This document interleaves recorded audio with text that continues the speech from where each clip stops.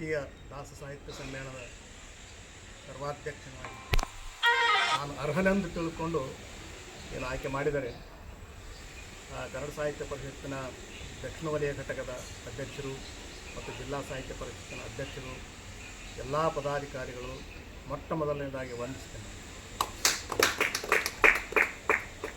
ಇಂದಿನ ಸಂದರ್ಭದಲ್ಲಿ ಸಾಹಿತ್ಯ ಯಾವುದೇ ಆಗಿರಲಿ, ದಾಸ ಸಾಹಿತ್ಯ ಆಗಿರಲಿ, ವಚನ ಸಾಹಿತ್ಯ ಆಗಿರಲಿ, ಅಥವಾ ಶಿಷ್ಟ ಸಾಹಿತ್ಯನೇ ಆಗಲಿ, ಜನಪದ ಸಾಹಿತ್ಯನೇ ಆಗಿರಲಿ, ಆ ಸಾಹಿತ್ಯದ ಸಂವರ್ಧನೆ ಭಾಳ ಮುಖ್ಯವಾಗಿದೆ ಇವತ್ತಿನ ಸಂದರ್ಭದಲ್ಲಿ. ಯಾಕೆಂದರೆ ಸಾಂಸ್ಕೃತಿಕವಾಗಿ ನಾವು ಕ್ಷೀಣರಾಗ್ತಾ ಹೊರಟಿದ್ದೀವಿ. ನಾವು ಎಲ್ಲ ಕ್ಷೇತ್ರಗಳಲ್ಲೂ ಕೂಡ ಮೊದಲೇನಿತ್ತು ವಾತಾವರಣ 20-30 ವರ್ಷಗಳ ಹಿಂದೆ ಸಾಂಸ್ಕೃತಿಕ ವಾತಾವರಣ, ಸಾಹಿತ್ಯಿಕ ವಾತಾವರಣ, ರಂಗ ಮಾಧ್ಯಮದ ಇದೇನಿದೆ ಎಲ್ಲ ಇವತ್ತು ತಮ್ಮ ಶಕ್ತಿಗಳನ್ನು ಕಳ್ಕೊಂಡು ಭಾಳ ಕ್ಷೀಣಿಸ್ತಾರೆ. ಸೊ ಇಂಥ ದುರ್ಭರ ಸಂದರ್ಭದಲ್ಲಿ ಸಾಹಿತ್ಯ ಪರಿಷತ್ತು ತನ್ನ ಜವಾಬ್ದಾರಿಯನ್ನು ಅರಿತುಕೊಂಡಿದೆ ಅಂತ ನಾನು ಭಾವಿಸ್ತೀನಿ. ಸೊ ಒಂದಿಲ್ಲ ಒಂದು ಕಾರ್ಯಕ್ರಮ ಕಲಬುರಗಿ ಜಿಲ್ಲಾ ಸಾಹಿತ್ಯ ಪರಿಷತ್ತು ನಡೆಸ್ತಾನೆ ಇದೆ ಮತ್ತು ಅದಕ್ಕೆ ಪೂರಕವಾಗಿ ತಾಲೂಕು ಘಟಕಗಳು ಕೂಡ ಸ್ಪಂದಿಸ್ತಾ ಇದೆ. ಇದೊಂದು ಉತ್ತಮವಾದ ಬೆಳವಣಿಗೆ ಇಂದಿನ ಸಂದರ್ಭದಲ್ಲಿ ಅಂತ ನಾನು ಭಾವಿಸ್ತೇನೆ. ಮತ್ತು ಇವತ್ತು ದಾಸ ಸಾಹಿತ್ಯ ಸಮ್ಮೇಳನ ಇದು 3ನೇ ಸಮ್ಮೇಳನ ಸುಸ್ಥಿರವಾಗಿ ನಡೆದುಕೊಂಡು ಬಂದಿದೆ. ನನಗನ್ನಿಸ್ತದೆ ಮುಂದೆ ಬರ್ತಕ್ಕಂಥ ವರ್ಷಗಳಲ್ಲೂ ಕೂಡ ಇದು ಸುಸ್ಥಿರವಾಗಿದ್ದೇನೆ.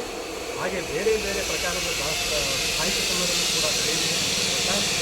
ಏನು ದಾಸ ಸಾಹಿತ್ಯ ಸಮ್ಮೇಳನಕ್ಕೆ ಒಂದು ಉತ್ತಮವಾದಂತಹ ಒಂದು ಅವಕಾಶವನ್ನು ಒದಗಿಸಿಕೊಟ್ಟಿದ್ದಾರೆ. ಅದಕ್ಕಾಗಿ ನಾನು ಸಾಹಿತ್ಯ ಪರಿಷತ್ತಿಗೆ ನಾನು ಅನೇಕ ವಂದನೆಗಳನ್ನು ಸಲ್ಲಿಸ್ತೇನೆ ಮತ್ತು ಕೃತಜ್ಞತೆಗಳನ್ನು ಹೇಳಕ್ಕೆ ಇಷ್ಟಪಡ್ತೇನೆ. ಬಹಳ ಪ್ರೀತಿಯ ನುಡಿಗಳನ್ನು ನಮಗೆ ನೀಡಿರತಕ್ಕಂಥ ಶಿವಕರ್ ಸರ್ ಅವರಿಗೆ ಅನಂತ ಧನ್ಯವಾದ ಅರ್ಪಿಸುತ್ತಾ, ಬಹಳ ಅನೇಕ ಒತ್ತಡಗಳ ಮಧ್ಯದಲ್ಲೂ ಕೂಡ ನಮ್ಮ ಪ್ರೀತಿಯ ಮನೆಗೆ ಹೋಗೊಟ್ಟು ನಮ್ಮ ಸಮಯ ದಾಸೋಹನ ಮಾಡಿ ಈ ಸಂದರ್ಭದಲ್ಲಿ ಒಂದು ಗೌರವ ಉಪಸ್ಥಿತಿಯನ್ನು ಇರೋದ್ರ ಮೂಲಕ ಈ ಕ್ಷಣಕ್ಕೆ ಬಹಳ ವಿಶೇಷವಾದ ಘನತೆಯನ್ನು ತಂದುಕೊಟ್ಟಿರ್ತಕ್ಕಂಥ ಹಿರಿಯ ಪತ್ರಕರ್ತರು, ಸಾಹಿತಿಗಳು, ರಂಗಕರ್ಮಿಗಳು ಆಗಿರ್ತಕ್ಕಂಥ ನಮ್ಮ ಪ್ರಭಾಕರ್ ಜೋಶಿ ಅನ್ನೋರು ಒಂದೆರಡು ನುಡಿಗಳನ್ನು ನಮಗೆ ನೀಡಬೇಕು ಅಂತ ಹೇಳಿ ನಾನು ವಿನಂತಿಸ್ಕೊತಾ ಇದ್ದೀನಿ. ಅವರು ಇನ್ನೊಂದು ಅವತಾರ ಸಂಯುಕ್ತ ಕರ್ನಾಟಕ ಸ್ಥಾನಿಕ ಸಂಪಾದಕರು, ನಮ್ಮ ಕಲಬುರಗಿಯ ಸಂಯುಕ್ತ ಕರ್ನಾಟಕ ಕನ್ನಡ ದಿನಪತ್ರಿಕೆಯ ಸ್ಥಾನಿಕ ಸಂಪಾದಕರಾಗಿ ಬಹುದೊಡ್ಡ ಜವಾಬ್ದಾರಿಯನ್ನು ಇವತ್ತು ನಿರ್ವಹಿಸ್ತಿರ್ತಕ್ಕಂಥ ಈ ಸಂದರ್ಭದೊಳಗೆ ಆ ಪತ್ರಿಕೆಯ ಏಳಿಗೆಗಾಗಿ, ಯಾಕಂತಂದ್ರೆ ಶತಮಾನ ಕಂಡ ಪತ್ರಿಕೆ ಅದು ನಮ್ಮ ಸಂಯುಕ್ತ ಕರ್ನಾಟಕ ಅಂತಂದ್ರೆ ಅಂತ ಪತ್ರಿಕೆ ಬಹುದೊಡ್ಡ ಜವಾಬ್ದಾರಿಯನ್ನು ವಹಿಸಿಕೊಂಡು ಅದರ ಕಾರ್ಯತ್ವ ವಹಿಸಿಕೊಂಡು ಆ ಪತ್ರಿಕೆಯನ್ನು ಮುನ್ನಡೆಸಿಕೊಂಡು ಬರ್ತಿರ್ತಕ್ಕಂಥ ಜೋಶಿ ಅಣ್ಣವರು ಒಂದೆರಡು ನುಡಿಗಳನ್ನು ನೀಡಬೇಕು ಅಂತೇಳಿ ನಾನು ವಿನಂತಿಸ್ಕೊಳ್ತೇನೆ. ಜಿಲ್ಲಾ ಕನ್ನಡ ಸಾಹಿತ್ಯ ಪರಿಷತ್ತಿನ ಮಾನ್ಯ ಅಧ್ಯಕ್ಷರಾದಂಥ ವಿಜಯಕುಮಾರ್ ತಿಪ್ಪಿ ಪಾಟೀಲ್ರ ಮಾರ್ಗದರ್ಶನದಲ್ಲಿ ದಕ್ಷಿಣ ಕನ್ನಡ ಸಾಹಿತ್ಯ ಪರಿಷತ್ತು ತಾಲೂಕಾ ಘಟಕ ಆಯೋಜನೆ ಮಾಡಿರುವಂಥ 3ನೇ ವಿಭಾಗೀಯ ದಾಸ ಸಾಹಿತ್ಯ ಸಮ್ಮೇಳನದ ಸರ್ವಾಧ್ಯಕ್ಷರಾಗಿ ಆಯ್ಕೆಯಾಗಿರುವ ಡಾಕ್ಟರ್ ಶ್ರೀನಿವಾಸ ಹಿರೇನೂರ್ಕರ್ ಸರ್ ಅವರಿಗೆ ಪೂರಕ ಅಭಿನಂದನೆಗಳನ್ನು ಸಲ್ಲಿಸ್ತಾ, ಈ ಹಿಂದಿನ ಸಮ್ಮೇಳನದ ಮೂಲಕ ಕೂಡ ವಿಜಯಕುಮಾರ್ ತಿಪ್ಪಿಯವರ ನೇತೃತ್ವದಲ್ಲಿ ಅದ್ಭುತವಾದಂಥ ಕಾರ್ಯಕ್ರಮ ಜರುಗಿದವು. ಡಾಕ್ಟರ್ ಶ್ರೀನಿವಾಸ ಹಿರೇನೂರ್ಕರ್ ಅವರನ್ನು ಸಮ್ಮೇಳನಾಧ್ಯಕ್ಷರಾಗಿ ಮಾಡುವ ಮೂಲಕ ಅದಕ್ಕೊಂದು ಘನತೆಯನ್ನು ತಂದುಕೊಟ್ಟಂಥ ಸಂದರ್ಭ ಇದಾಗಿದೆ ಅಂತ ಹೇಳ್ತಾ, ಯಾಕಂದರೆ ನಮ್ಮ ಇತ್ತೀಚೆಗೆ ಒಂದು ಕರ್ಮವೀರ ವಾರಪತ್ರಿಕೆಯನ್ನು ಗಮನಿಸಿದರೂ ಇಲ್ಲ, ತರಂಗ ಒಟ್ಟಾರೆ ಕನ್ನಡದ ದಾಸ ಸಾಹಿತ್ಯದ ವಿಷಯಗಳನ್ನು 15-20 ಪುಟದಲ್ಲಿ ತರಂಗದಂಥ ದೊಡ್ಡ ಪತ್ರಿಕೆ ಮುಖಪುಟ ಲೇಖನಗೊಳಿಸಿ ನಮ್ಮ ಪ್ರದೇಶದ ದಾಸ ಸಾಹಿತ್ಯದ ವೈಭವೀಕರಣವನ್ನು ಅವರು ದಾಸವೈಭವವನ್ನು ಕಾರಣಕ್ಕಾಗಿಯೇ ಪ್ರಕಟಿಸಿದ್ದು. ಅಂಥ ಮಹನೀಯರನ್ನು ತಾವು ಸರ್ವಾಧ್ಯಕ್ಷರನ್ನ ಮಾಡಿ ಆಯ್ಕೆ ಮಾಡಿರೋದಕ್ಕೆ ತಮಗೂ ಹೃತ್ಪೂರ್ವಕ ಅಭಿನಂದನೆಗಳು ಸಲ್ಲಿಸಿ ನನ್ನ ಮಾತಿಗೆ ನೆಕ್ಸ್ಟ್ ಇಮಿಡಿಯೇಟ್ ಇಶ್ಯೂನಲ್ಲೂ ಕೂಡ ಈ ಕನ್ನಡ ಭಾಷೆ, ಕನ್ನಡ ಸಾಹಿತ್ಯ, ಕನ್ನಡ ಸಂಸ್ಕೃತಿ ಕುರಿತಾಗಿ ಮುಖಪುಟ ಲೇಖನ ಬರ್ತಾ ಇದೆ. ನಾನೇ ಬರೆದಿರೋದು ಈ ನವೆಂಬರ್ 1.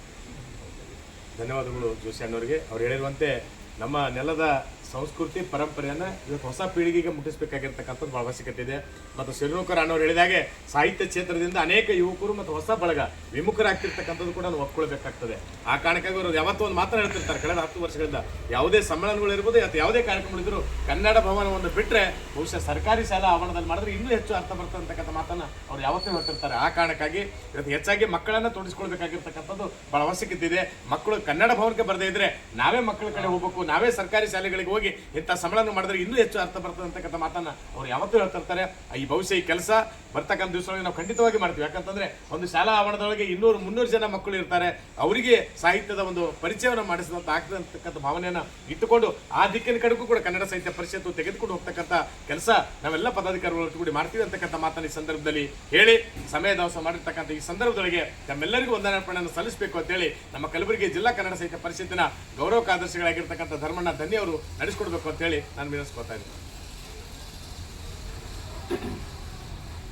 ವಿಭಾಗ ಮಟ್ಟದ ತೃತೀಯ ದಾಸ ಸಾಹಿತ್ಯ ಸಮ್ಮೇಳನದ ಸರ್ವಾಧ್ಯಕ್ಷರಾಗಿ ಆಯ್ಕೆಯಾಗಿರ್ತಕ್ಕಂಥ ನಮ್ಮೆಲ್ಲರ ಮಾರ್ಗದರ್ಶಕರಾಗಿರ್ತಕ್ಕಂಥ ಡಾಕ್ಟರ್ ಶ್ರೀನಿವಾಸ ಶರ್ಮಕರ್ ಅವರು ಮತ್ತು ಅವರು ಧರ್ಮಪತ್ನಿಯವರು ಇವತ್ತಿನ ಈ ಸಂದರ್ಭದೊಳಗೆ ಭಾಳ ಒಂದು ಹೆಮ್ಮೆ ಅನ್ನಿಸ್ತದೆ. ಯಾಕಂದರೆ ಇಂಥ ಒಬ್ಬ ಸಾಹಿತಿಯನ್ನು ನಾವು ಸಮ್ಮೇಳನದ ಅಧ್ಯಕ್ಷರನ್ನಾಗಿ ಮಾಡೋದು ಭಾಳಷ್ಟು ಒಂದು ಖುಷಿ ಮತ್ತು ಅಷ್ಟೇ ಒಂದು ಆನಂದ ಅಂತ ಅನ್ನಿಸ್ತದೆ.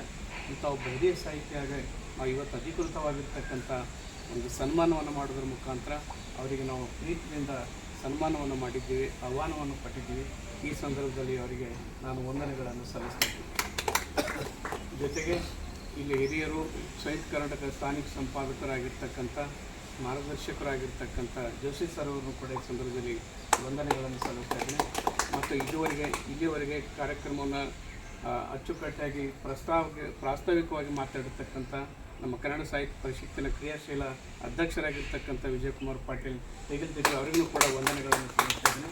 ಜೊತೆಗೆ ಶಾಣಗೌಡ ಪಾಟೀಲ್ ಅವರು ಕೂಡ ನಮ್ಮ ಕಾರ್ಯಕ್ರಮದಲ್ಲಿ ಪ್ರೀತಿಯಿಂದ ಇವತ್ತು ಭಾಗವಹಿಸಿದ್ದು ಅವರಿಗೂ ಕೂಡ ಎಲ್ಲರ ಪರವಾಗಿ ವಂದನೆಗಳನ್ನು ಸಲ್ಲಿಸ್ತಾ ಇದ್ದೇನೆ.